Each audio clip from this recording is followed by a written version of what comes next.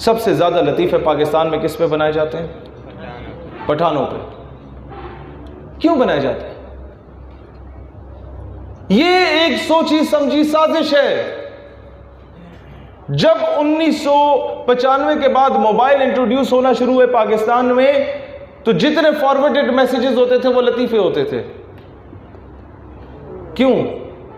क्योंकि अंग्रेज को यह पता था कि 1948 में जब जनरल ग्रेसी इनकार कर गया था कश्मीर में फौजें भेजने से, तो कायद आज़म के हुक्म पे यही कबायली इलाका जात के लोग गए थे और आज़ाद कश्मीर को आज़ाद करा के कायद आज़म को तोहफे में दिया था।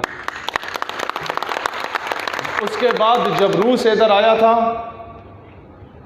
और उसने अफगानिस्तान के बाद पाकिस्तान के बाद पूरे इन कंट्रीज को कॉन्कर करके यहाँ के तेल के ज़खायर लेने थे, तो तब भी यही कबायली इलाका जात के लोग निकले थे। और जब अमेरिका आया था तो तब भी इन्हीं कबायली इलाका जात के लोग निकले थे, जिनकी पगड़ियाँ गर्द आलूद हो गई थी, इतने ज़्यादा उस पर गर्द आ गई थी, जिनके चप्पलें फटी हुई थी और कपड़ों पे पैबंद लगे हुए थे। इन लोगों ने भी 20-20 साल जंग लड़के दुश्मन को यह बताया कि जंगें टेक्नोलॉजी से ज़रूर जीती जाती हैं, लेकिन अल्लाह को पामर दिए, मोमिन पे भरोसा, इब्लीस को यूरोप की मशीनों का सहारा। ये चीज़ होती है। इसके बाद जब ये सारा सिनेरियो बना तो कहा गया कि पंजाबी को पठान से लड़ा दो, लतीफ़े सुनाओ। जब बचपन में हम क्लासरूम में होते थे ना, तो जब किसी पठान पे लतीफ़ा सुनाया जाता था तो वो स्माइल करता था, लड़ता नहीं था, लेकिन उसके अंदर एक लावा पक रहा था। वो लावा कभी भी निकल सकता था। आज से 3 साल पहले निकलना शुरू हो गया। वो एक गुस्सा था, लेकिन अफसोस कि उस साजिश में पठान भी आ गया, उस साजिश में पंजाबी भी आ गया, जिस साजिश में वो दुश्मन हमें लड़वाना चाहता था। मैंने पिछले 4 सालों से पंजाब के हर गली गली कूचे कूचे में मेरे पठान भाइयों में आपको आज गवाह बना के कहता हूँ, 4 सालों से पंजाब के हर गली कूचे में मैं जाके एक नारा लगाता हूँ कि यहाँ तो मैं कोई रेडी लगाने वाला, यहाँ तो मैं कोई मजदूरी करने वाला, यहाँ तो मैं कोई दुकान लगाने वाला, कहीं पर पठान नज़र आता है। जब तक तुम उससे सीने से नहीं लगाओगे तब तक पाकिस्तान मुस्तहकम नहीं हो सकता। हमने इस कौम परस्ती को और लसानियत को शिकस्त देनी है, हमने फिरका वारियत को शिकस्त देनी है। दुश्मन का ड्रोन अटैक आप पे गिरने से पहले कभी नहीं पूछता कि तासो पख्तून दे या पंजाबियान दे। पूछा कभी ड्रोन अटैक ने कि यहाँ गिर रहा हो तो बोले नहीं ये तो पंजाबी है, इसे थोड़ा यूं करके गिरा दो? नो।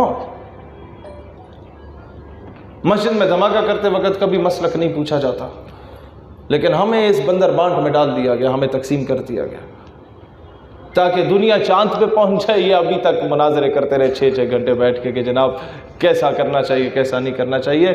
दुनिया कहाँ पहुंच गई है, हम तकसीम हैं अभी तक। तो लिहाजा हम आज आपको एक चीज़ बता के एंड पे कहना चाहते हैं दोस्तान ज़ीवकार के बाकी तमाम सियासी जमातों को आपने देख लिया कि पहले दादा था, परदादा था, फिर बाप था, फिर बेटा, फिर आगे उसकी नस्लें तैयार बैठी हुई आप पे हुक्मरानी करने के लिए।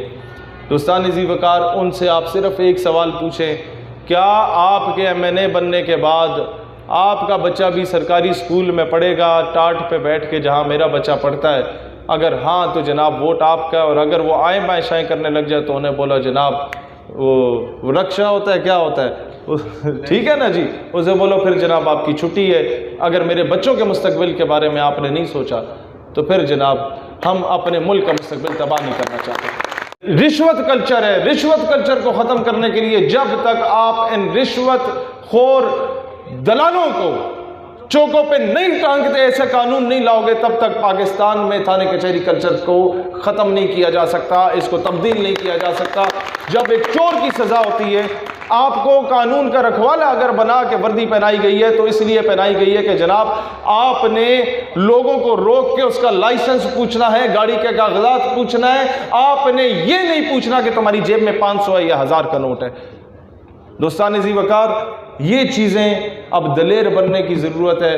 अब जालिम और जाबिर को हाथ से रोकने की ज़रूरत है, उसे बताने की ज़रूरत है कि इस पाकिस्तान के लिए माओ ने कुर्बानियाँ दी हैं। मैं GHQ की 6 सितंबर की तकरीब में था, LOC पे एक पठान शहीद हुआ था, उसकी माँ को बुलाया गया कि तुम आओ और बताओ कि तुम्हारे क्या तासुरात हैं। तो मैं सोच रहा था माँ आके रो पड़ेगी कि जनाब मेरा बच्चा मुझे बड़ा याद आता है, लेकिन आफरीन है उस पठान माँ पे, वो आती है स्टेज पे और कहती है वतन अचर खपामश है, वतन परेशान ना हो, पठान माँ जिंदा है अपने बच्चों को तुझ पे कुर्बान करने के लिए।